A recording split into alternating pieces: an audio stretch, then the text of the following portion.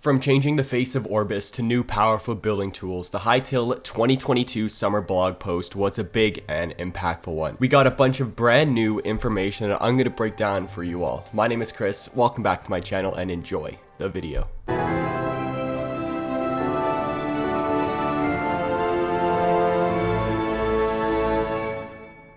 Just before this video starts, I do want to say I currently do have the coronavirus, which kind of sucks. But I do want to get a blog post video for you guys, so if I do sound a little bit different in this video, that's why. Also, if you guys are new here and you enjoy Hytale just like me, then please go ahead, hit that like button, subscribe, share with your friends, and spread the word of Hytale across the globe. And with that being said, guys, let's get a deep dive into this blog post. This blog post starts off with some information that's kind of huge for the modding community. Initially, Hytale had Java and C# on their job descriptions, but since the development team's decision to redevelop Hytale's game engine entirely, everything has been changed to C++.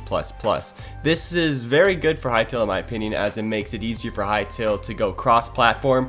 It provides performance benefits, so all you on low-end computers and potatoes and whatever the heck you guys got, then yeah, you'll be able to run Hytale easier, hopefully. And we'll get onto that a little bit later too. And it'll make it easier to patch the game in the future, which is a big plus, because I'm sure, as you know, every game releases with bugs, and there's gonna be bugs once Hytale eventually does release. The team also stated their previous engine was built at a time with less resources, and they hadn't yet come to the terms with the scope of the future that they wanted for Hytale.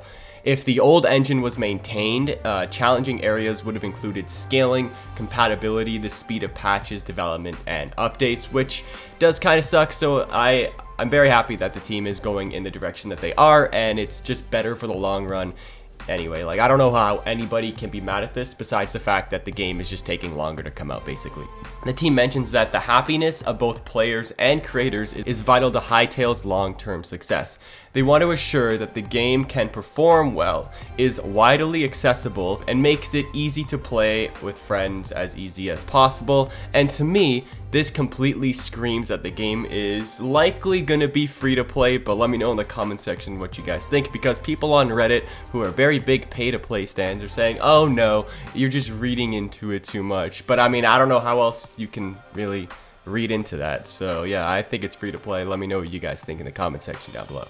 Later on, the team answered some frequently asked questions that we would likely have, and the first one is, what is the minimum PC specs as of right now, as the game engine isn't finished? And as I said, as of right now, the game engine isn't finished. They do not have a definitive answer on the certain type of hardware that is going to be required for Hytale, but I do assume that it's probably going to be some lower end type thing, as we know the team wants it to be very accessible to everybody, like I just mentioned before.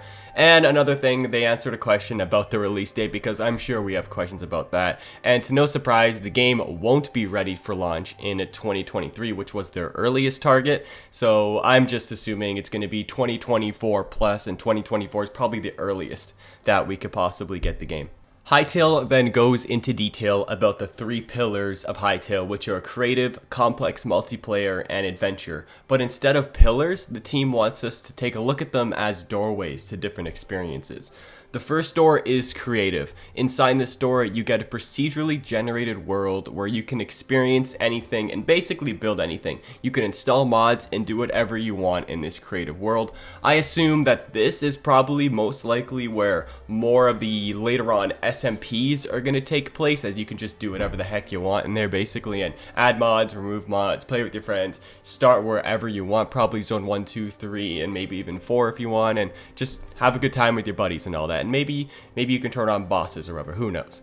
The second door is the multiplayer door, and this multiplayer experience is an evolution from the traditional hypixel social play and minigames experience. In here, players can show their achievements across the entire game, compete in minigames, and showcase their avatars, which we will get into a little bit later.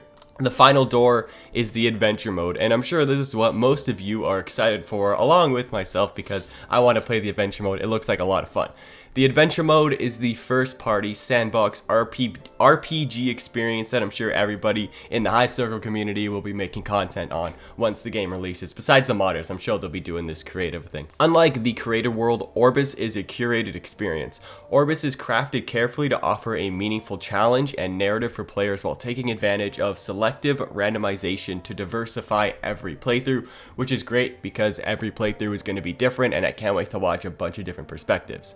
Also, I want to mention that Hytale is not 3 different games. It is one game that allows you to play it in 3 different ways. Everything will be on the same starting screen and you can choose what you want to play, whether it be multiplayer, whether it be creative, whether it be adventure mode. You just scroll through the tabs and click play and then there you go. Next up in the blog post, we get to see a sneak peek on the new UI improvements that the team has made. So first, they show some special move being charged up. That's what I think it is at least, doesn't really say, but it looks like some sort of loading thing with like a little sword and shield and it's glowing. So I assume you charge up an attack and then once that attack is charged up, maybe you click like G for good attack or whatever the heck it is, and then you use that attack and you kill an enemy. That's what I assume it's going to be, but if it's something else or if you think it's something else, let me know in the comment section down below. And then the next UI improvement that they have is for the health bar actually, which is pretty cool. They said they were changing up a bunch of the UI, so I wouldn't be surprised if everything gets a complete overhaul, which, I mean, cool, modernize it, great, good job Hytale. So this health bar looks kind of cool. I'm going to compare this health bar video with another video of a player taking damage so we can compare what they look like and we'll see how it goes. Next up, they talk about your Hytale avatar, and this is actually kind of big, and it could get a little bit confusing. So try to stick with me here. So your character in Hytale is a powerful, creative being known as an avatar. Avatars create a sense of coherence across Hytale. Every part of the game reflects a different aspect of life as an avatar. The power of an avatar varies upon which domain you find yourself in, and in the creative world, your avatar's power is truly unbound, and the creative world is, like I said, the creative world. It's one of the 3 doors that we went through before. Some avatars seek out some social environments, for example, multiplayer servers. In here, avatars moderate their power level in a pursuit of new experiences and are drawn out to new forms of competition. And this basically proceeds to yourself or an avatar going through the second door, which is the multiplayer or just social parts of Hytale basically. In Hytale, many avatars are drawn to the world of Orbis, a world that has lost its avatar under mysterious circumstances. For example, the adventure mode. When your avatar arrives here, you will find yourself subject to many limitations as this is the main adventure mode of the game. So guys, long story short, your avatar is you and how you would like to play the game. As mentioned previously, there is not one way to play Hytale, and there also is no right way to play Hytale.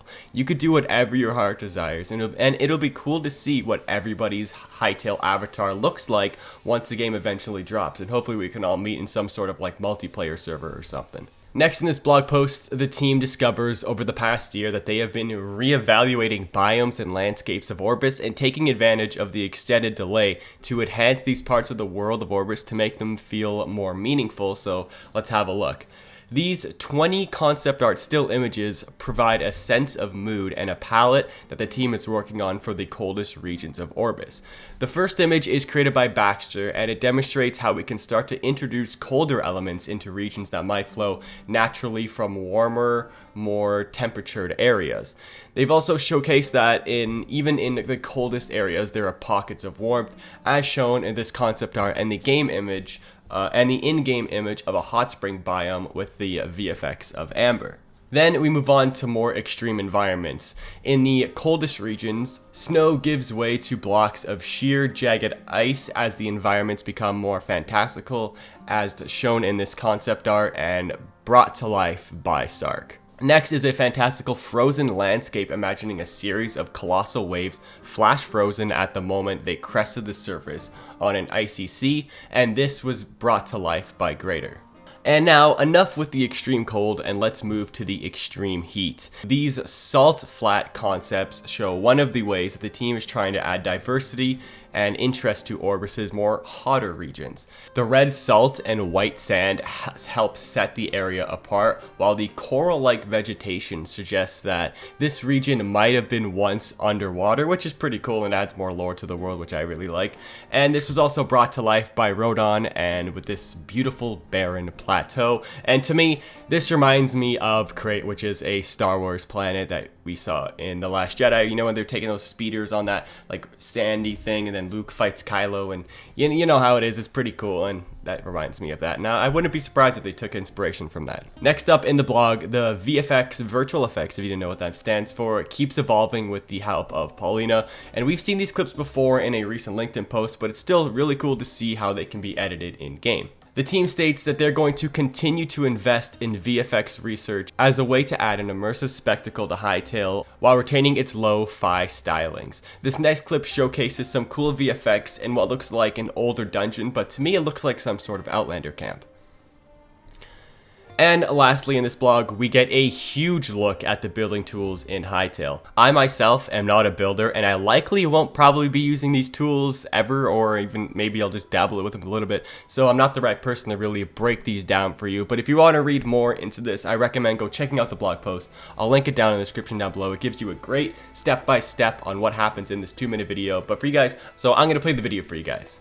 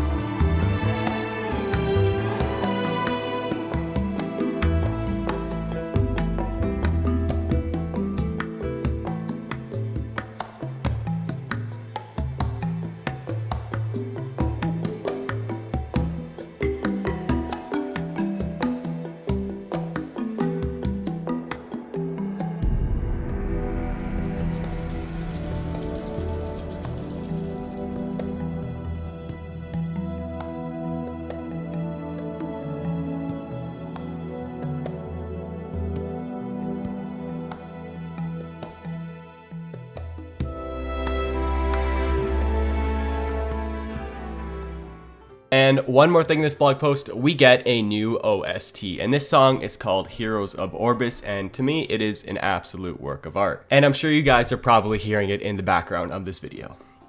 So guys, that is going to wrap it up for today's video. If you guys enjoyed, you want to see me do a screenshot and gameplay breakdown for the next video next week or something, let me know in the comment section down below. But with that being said, hope you all enjoyed. See you guys next time, and have a great day.